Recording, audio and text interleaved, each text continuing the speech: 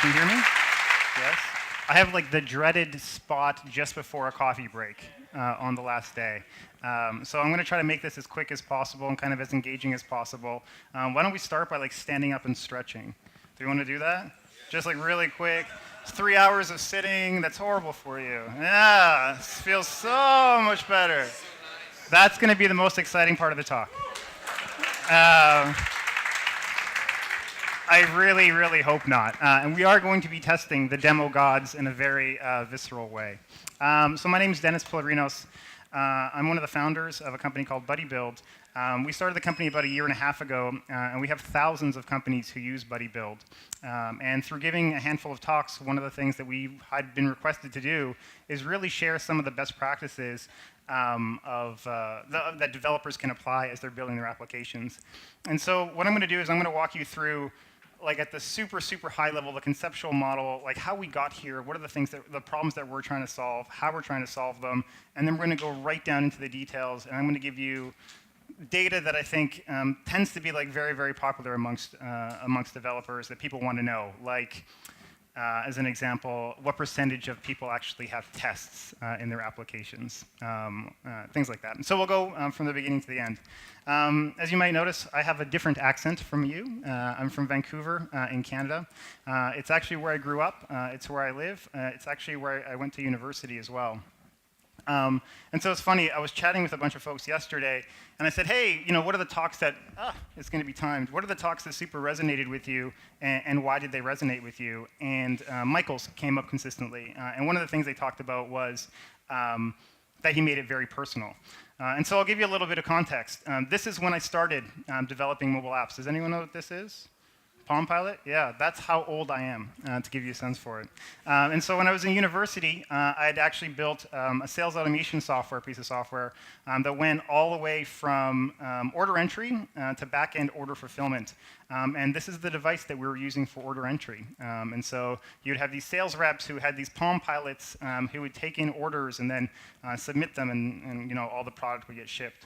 So I started thinking about mobile in 97, 98, thereabouts. As I was finishing university, a company called Microsoft asked if I'd be interested in working there. And I said, sure, seems like a really great group of people, kind of a lot of the things that we talked about over the last couple of days. This is going to auto-advance, it's going to be annoying, sorry.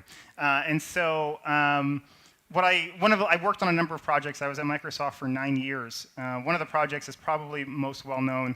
I had a real passion for developers and developer APIs, and I'd worked on the .NET framework. A lot of the stuff that you saw in Visual Studio today was code that I wrote. And so at one point, I thought there was going to be a shift and a transition from cloud-based APIs, from desktop-based APIs into the cloud.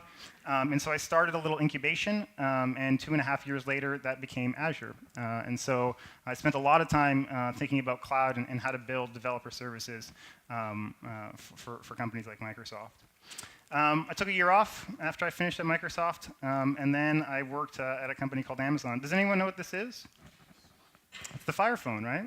Yeah, it's actually the world's most expensive paperweight, as it turns out. And so it was an incredible experience. We learned a lot through that project.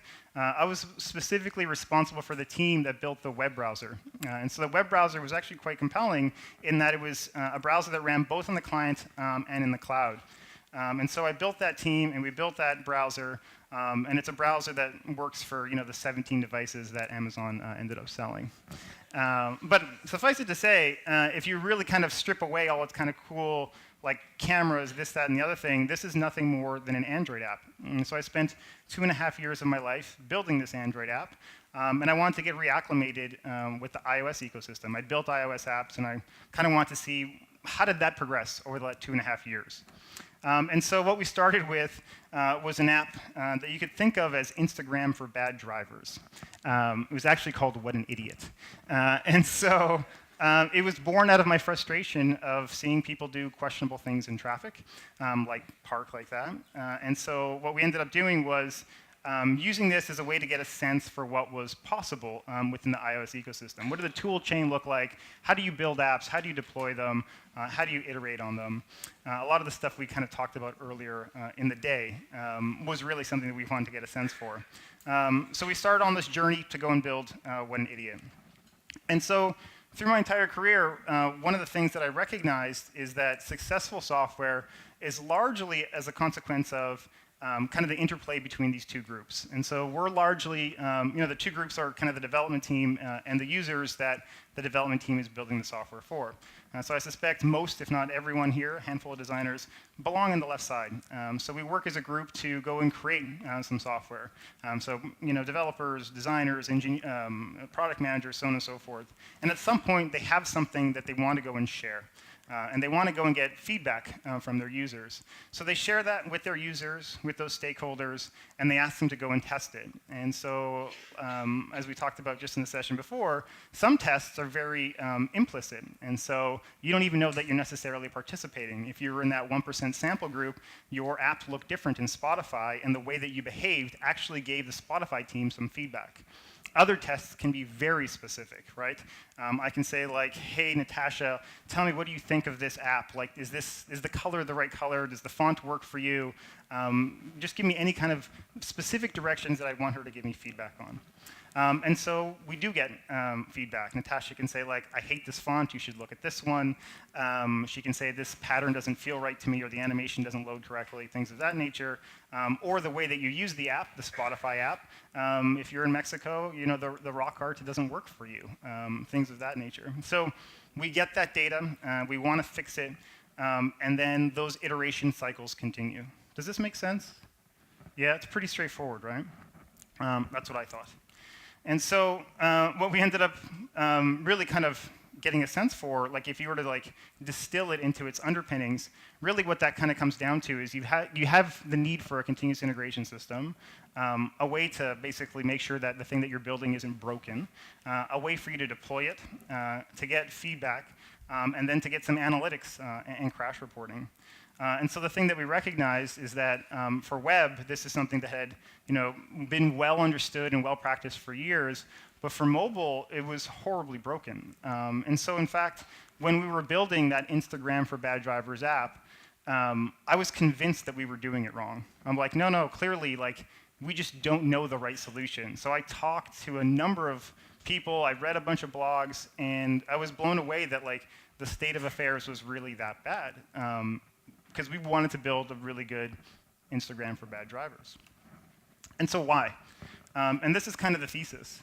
And so like if you think about it, the web really drove the creation of a lot of these services. But these services were built very specifically for the needs of those customers. And so what you have are these kind of one-off, point-off solutions that were built for web. They're kind of legacy web infrastructure and not really thought of, didn't really take mobile as a first-class construct. And so what happens is you're retrofitting these mobile requirements into this legacy infrastructure, one.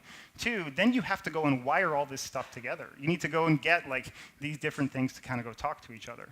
And it's definitely doable. In fact, here's an example. And so at one point, we were looking at maybe hosting a version of Jenkins and wiring the output of Jenkins to test flight, just getting the build and deploy part of it to work for us. And so we found this tutorial. You can find it pretty easily. And it's a 19-page tutorial. That's what's involved in actually getting this to work, where the author themselves actually says, wow, that was quite the journey. So this is the person who wrote the blog post saying how painful it was. And so we were kind of perplexed by that. And so thus was born Buddybuild. Does that help provide some context? I'm going to show you a ton of data, but I'm going to show you how we're collecting that data first. So I'm going to give you a quick walkthrough for how we're solving this problem today. I'm also going to need a volunteer in a few minutes. So we're going to test the demo gods to their fullest limit. So I'm tethering with my phone. We're going to hit the live website. And what we're going to do is actually onboard an app, distribute the app to someone in the audience, get feedback from them, and go and fix a bug, beginning to end, just so you can see what that should look like from our perspective, from a mobile experience, and how we gather this data. So I'm going to log in with GitHub. GitHub is one of the source code providers that Buddybuild provides, or that supports. We support actually up to like 17 of them. We have first-class kind of support for GitHub, Bitbucket, and GitLab coming soon. And you'll see why that's relevant in about 5 to 7 minutes. And so when I log in with GitHub, what I basically see are the organizations that I belong to. So unsurprisingly, I belong to a GitHub organization called Buddybuild. I also have my own personal one, and these are the repos that exist within that organization. And so I'm going to build the game 2048. Is anyone familiar with 2048? Have you guys played it? Yeah, of course. You'd be surprised. Some people are like, what? No, I've never heard of 2048. And I'm like, okay. There goes 3 days of your life once you get this game installed. And so here's one of the things that we want to do. In Xcode, if you hit build, it should just build, right? And so what we want to do is really get to a model where when you select a repo, you hit build and it just works. There's no configuration, there's no YAML. Really, as a design principle, one of the things we want to do with Buddybuild is automate a lot of the complexity and then still give you the blow-off valve or the ability for you to dive in and customize it as you see fit. So what's happening in the background here is actually we're provisioning the physical infrastructure, like a Mac hardware. We're spinning up a VM. We're pulling the source code down. And then we're doing a bunch of analysis to go and understand how that project is configured. And so this, a lot of people feel, is actually kind of magical to them. I'll scroll down a little bit so you can see what's happening. And so you can see we were able to detect which scheme to build from which branch, and use which version of Xcode. And then we're starting to do this analysis to go and figure out how the project is structured. So if you're using CocoaPods or Carthage, and I'll tell you how many of those people, or which people are using how many of each one shortly, we'll pull all of those dependencies down. You don't have to specify any of that detail. We just do it from analyzing the project. So we pull all the dependencies down. Now that the kind of VM knows how the project is structured, the dependencies are there, we'll actually just go and do the build. And so that's what you saw. And that is basically the onboarding experience for, I think, 98.3% of apps to this date. Does that make sense so far? Yeah, so like we literally just set up a CI system just by clicking the repo and hitting build. So the next thing we want to do, so now we've got build, kind of that CI part of it wired up. The next thing we're going to want to do is actually deploy it to a set of testers. And so this is generally one of the least favorite parts of any kind of iOS development experience. But we'll do it here now. So there's 3 steps that are generally required. First is create the build, which we've done. Second is upload certificates. So who loves their code signing identities and provisioning profiles? Who's like an expert? Yeah, you like it? Sweet. You're the one guy. Notice it's like one guy out of 350. So it turns out to be like a huge pain in the butt. And then the last thing you need to do is actually go invite people, right? So get the build, sign it, deploy it. And so let's go and upload certificates. And so here's another example, right? Here's an example where Buddybuild will automate something for you, or if you're that one guy, you can go and do it manually yourself. And so if you want to get a sense for what it looks like, here's an insight into that process, just so we kind of refresh our memories. So you have to go to the keychain. You're going to have to find the certificate. You're going to have to export it. And then you're going to have to upload it to Buddybuild. And then you have to find the right provisioning profile. So here's what it looks like. Keychain, find the right one, export it, password encrypt it, and then send it up to Buddybuild. Do the same thing with provisioning profiles. It's like incredibly, incredibly ripe with errors. I think like last time I looked at the metrics, it's like 1/10 of 1% of people get that right. So we're like a highly metriced company. And so I'm like, oh, yeah, actually, if you could get this right, I'd love to chat with you, just because I think that's pretty rare. And so instead, we'll automate that experience. And so you remember when we were onboarding the application, one of the things that we did is get a sense for how the project is structured. And so one of the things that if you're building a mobile solution, you can understand is really the metadata that's associated with the project. One of those pieces of metadata is the code signing identity and provisioning profile that's required to go and build. So you can run that script, and more often than not, it will do the math to go and extract the code signing identity and provisioning profile and send it up to Buddybuild, so you don't have to worry about those details or kind of how it works. Make sense? Perfect. Now comes the super stressful part. Who wants to be part of the demo? So a couple of requirements. Make sure you have a reasonable internet connection. So ideally, you're on the network and not on Wi-Fi. Perfect. And you have an iPhone. And you want to come up here for a second as well in a few minutes. But what's the email address I can send to your device? GGT. GGT? Yeah. 667. At me.com. This is it? Okay, perfect. So I'm going to invite, what was your name again? Sorry? Guillermo. Okay, I'm going to invite him up in a second. And so what we're doing now is actually kicking off a device build, right? So we did a simulator build beforehand. Now we have the code sound identities and provisioning profiles. We're going to go and do a device build, and Guillermo is going to get an invitation in a second. So that's going to take about 1.5 minutes. And so the next question is like, well, if I can, I probably just wanted to deploy it to him, but you probably want more flexibility for things that you want to deploy to. And so really there's kind of two groups that you probably want to deploy to. One is probably a set of internal testers that you kind of want to iterate very quickly with. The other one is probably iTunes Connect in the App Store, so Test Flight in the App Store. Who remembers Test Flight before it was acquired by Apple? Yeah. Who liked that version better? Yeah, it seemed like most people liked it better. And so one of the things that we've heard a lot is, I want like the installation process to be as simple as just getting an email. And so that's what's going to happen. Guillermo's going to get this email. Don't open the email yet because I want to see, I'll show everyone what happens. But effectively what this allows you to do, this deployment system allows you to specify groups of people who are going to get the software. So this is the list of people. This is the frequency at which they're going to get it. So every time I make a change, or I can say every Thursday at 6 o'clock, or when I decide to manually push it to them, I can specify the branch in which it comes from and the scheme that I want to go and deploy as well.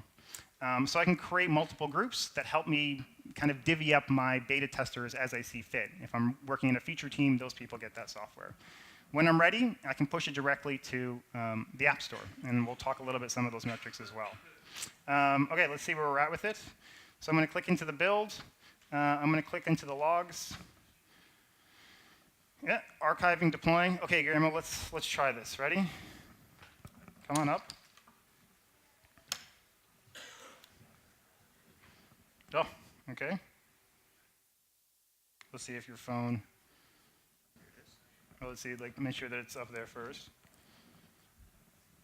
Okay, so you just checked your email, yeah? Mm-hmm. Okay. Install my device. Mm-hmm.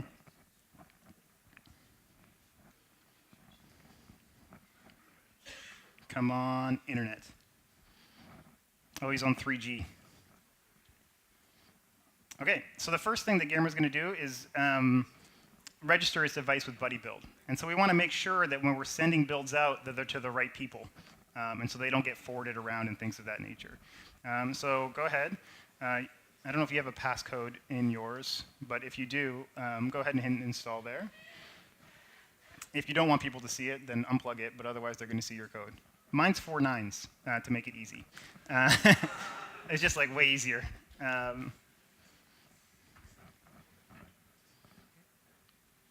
Okay, go ahead and hit done. Can you guys see that? Perfect. So that build can't be installed on his device. Why? Right, the device isn't part of the provisioning profile. So what would I normally need to do now? Yeah, exactly. This gentleman's head's like, fuck, what a pain. Yeah. And so it's like, yeah, and so that's exactly it. It's hugely painful. So I'm just going to switch this over here for a second. So what happens is this. I would normally have to take that device UDID, add it to go to the developer portal, register, go to the developer portal, add the device, regenerate the provisioning profile, re-sign the binary, and then redistribute it. We have a number of integrations. One of them is with Apple and the developer portal. So what I'm going to do is have Buddybuild basically automate that entire experience for me. And so I've turned on a feature now where if you go back into Safari, yeah, and go and hit refresh, just the refresh browser, yeah. So what's going to happen is Buddybuild is going to automate that entire experience for me. And so Guillermo's experience, if I'm using this feature, is this. He gets like a little status notification that says like, hey, we're registering your device, we're adding it to the provisioning profile, we're re-signing the binary, and it all happens automatically. Does that make sense? I feel like there's a lot of chatter. Thanks. Yeah, like there's a bunch of chatter, and I'm like, this guy's full of shit, or this is amazing. So I'm like, okay, this make sense for you? Cool. So, so far so good. I know you guys probably have a bunch of questions. I'll explain how it works and all the details for how people are using it in a second. Okay, go ahead and install. So he's going to install the app now. I think I'm running a little bit over. Should we just like blow through it as quick as possible, or are you guys interested in this? Is this interesting? Because like there's a coffee break on the other end of it, so I want to be sensitive. Should we go faster or slower, or is this the right pace? Okay, perfect. So he's going to install 2048, and he's got it. Go ahead and click OK for a second. And so here's the observation that we made. These devices are amazing in many, many ways, but primarily for the consumption of content, right? So you can read lots of stuff, but like getting feedback from people around your app tends to be really, really hard. So you put all this time and energy and effort. He's played the game. He knows the corner strategy to like build the app. We've hopefully removed the friction in like deploying the app.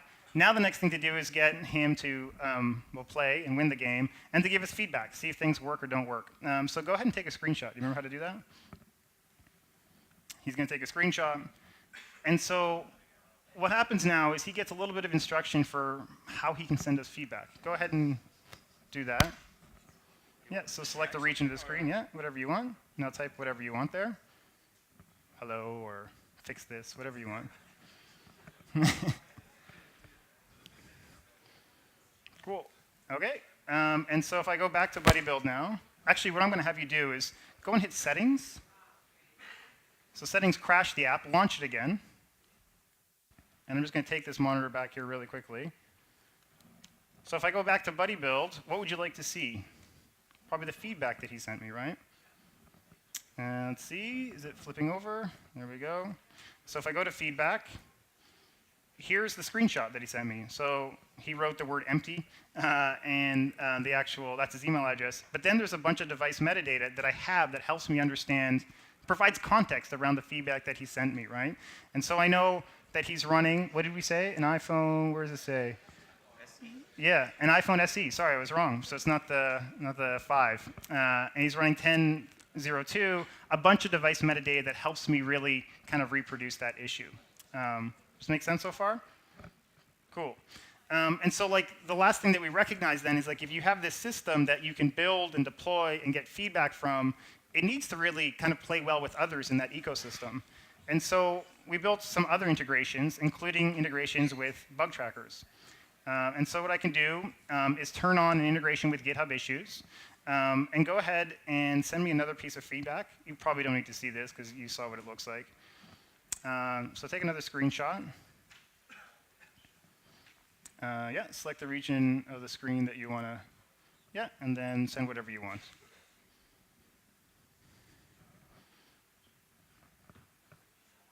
Go ahead, hit send.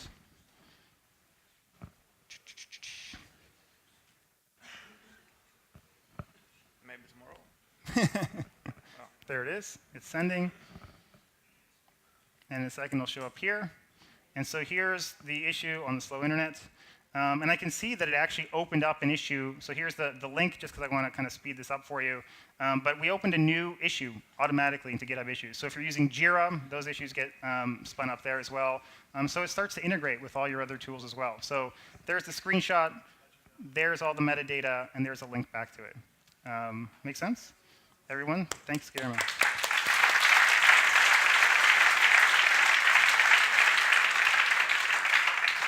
So let's take a look at this. We can see that the build was deployed. It was launched by one person. There was 2 pieces of feedback. There's a crash report. We can see how long he actually used the app. Because if you deploy an app and people install it, does that really mean that they used it? Not really, right? So now you start to get a sense for what usage looks like. Let's go take a look at some crash reporting. And so here's one of the things that you might expect. Here's the line number and the file of the crash that actually occurred. If I drill into it, and the internet decides to reply. Here's what you normally see, is the call stack, right? Which is helpful, but not, it's technically accurate, but it doesn't help me solve the problem. Knowing exactly which line of code caused the crash, that's actually super helpful, right? So it helps me get to the source of the issue as quick as possible and why it crashed. Further, what I can actually see is that those are the crash threads. Here are the instances. If this loads, here's a video of Guillermo playing the game leading up to the crash. And so what you get here is really solving that problem of how did you get this thing to crash? And so we can record 15 seconds of a user's interaction leading up to the moment of the crash, and so you can know exactly what they were doing with the app as it happened. Make sense? Cool.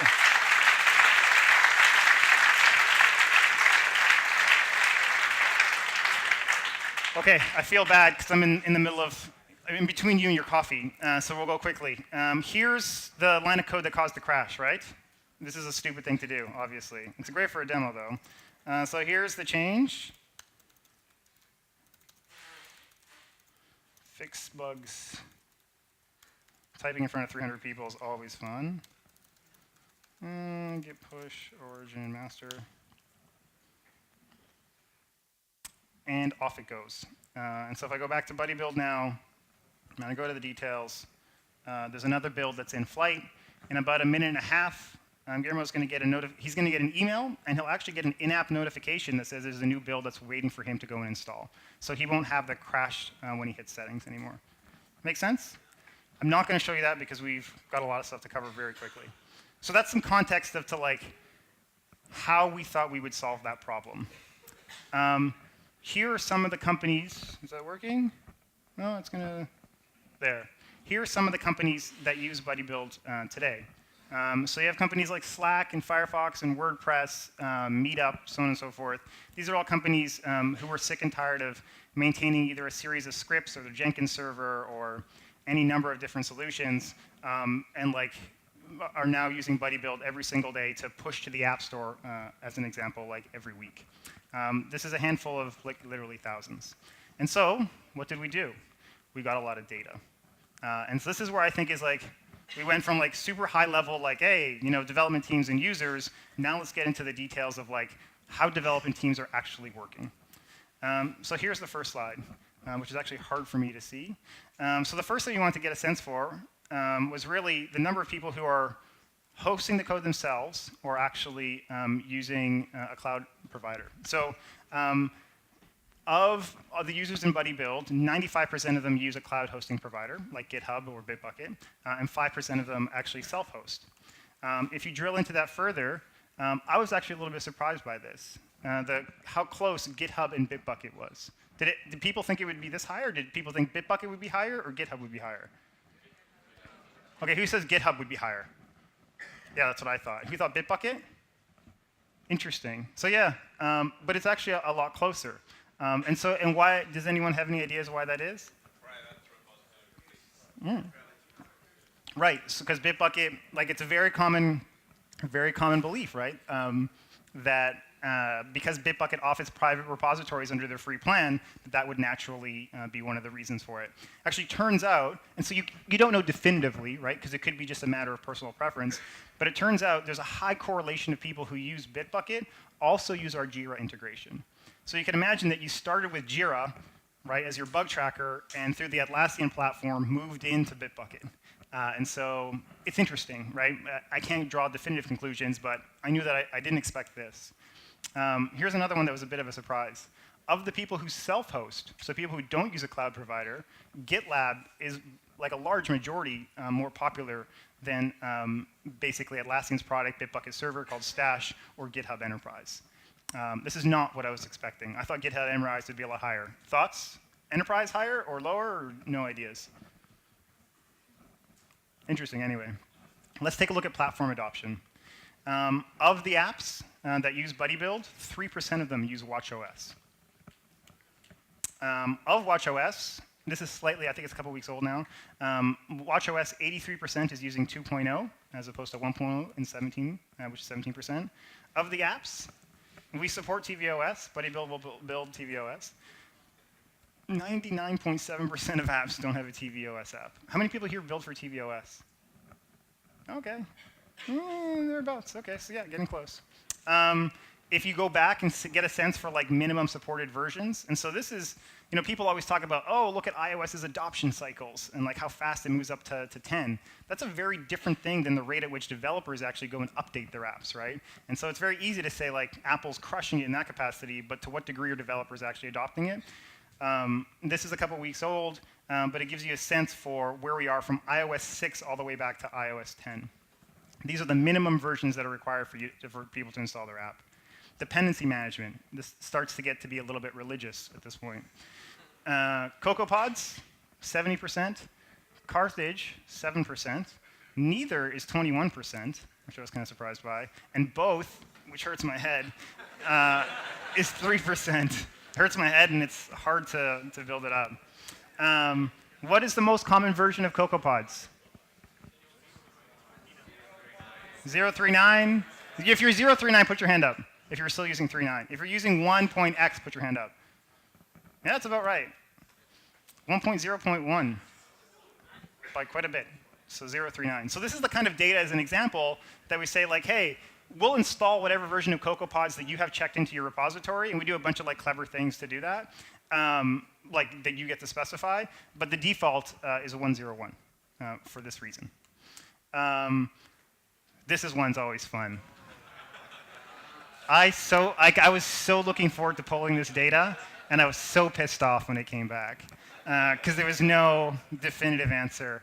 So basically 50-50 people check in their pods folder, which is very frustrating. How about larger teams? So if you have 5 or more developers, 61% of people check in their pods folder. Definitely check in your podfile.log. I was speaking to someone yesterday, and they're like, I can't believe that people don't do that. And I'm like, 5% of people don't. 10% of apps with 10 or more collaborators don't. And it causes all sorts of pain. Check in your podfile.log. If you want to get a sense for how many pods are referenced, 2,660-ish. Here are the most popular ones.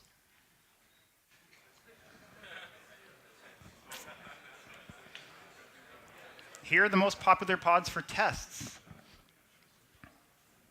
Anyone use these ones? Put up your hand if you use any of these CocoaPods. Ah, nice. Okay, speaking of testing, what percentage of people do you think have tests? Do you think it's higher than 80%? 80. Higher than 60? 20%? 20%. 80-20. It always breaks out. This blew my mind. 61% of people have tests, which is awesome. I don't know. Excluding the samples. Excluding the samples. So yeah. Let's start talking about project structure just really quick, because I kind of want to wrap it up. Number of build configurations tends to be around 2 to 3. We do have a couple of people who have like 8, 9, 10 build configurations. I'm so desperately interested in understanding why they have it that way, but whatever. Bitcode uptake, 99%. This is a meta point, which is like when Apple makes a default in the multitude of configurations, you're not going to flip it off unless you have a problem. And so, as evidenced by this, whether you like it or not, you're probably doing Bitcode. Extension uptake, 4% of apps right now. And now it gets slightly even more religious, native versus hybrid. All right. 94% Objective-C in Swift. 6% hybrid. Buddybuild supports a bunch of different hybrid apps. 68% is React Native. Who's played with React Native so far? Yeah, like less than half, I would say. Ionic, PhoneGap, Cordova, or what have you. Here's the one that also hurt my head. 1/3 of apps actually use CocoaPods as well. So that was kind of fun. And then, a common question that we had, I was having a conversation last night at dinner. It's like, hey, I play with Buddybuild. It seems really magical, but I don't know that it could actually really meet the needs of my business. And that's a completely reasonable piece of feedback. And it turns out for 86% of apps, we do. But for 14% of apps, we give you the way to go and customize the build. So you can check in a script into your repo. We will do whatever you say in that script. So if you want to run npm install, if you want to do brew, if you want to send a file somewhere, whatever you want to go and do, Buddybuild will go and do it. And so 14% of people actually go and change the Buddybuild workflow to meet the needs of their business. And so I don't know how to think about this. Like, we're close in getting it almost right, but it's not bad. And so what are people doing in those custom strips? npm, Fastlane, curl, pod, a bunch of S3 stuff, getting things in and off the box. You own the VM at that point, so you can do whatever you want. 73% of people actually use that feature that we were talking about, the developer portal connection. So auto-provisioning devices, 3 out of 4 people-ish will actually go and use that feature. And the last kind of interesting data point is the different types of Apple developer accounts that people have. So most people have a company account, 8% of people have an enterprise account, and 18% have an individual. And so that is some of the insight that we've gathered to date. Any questions?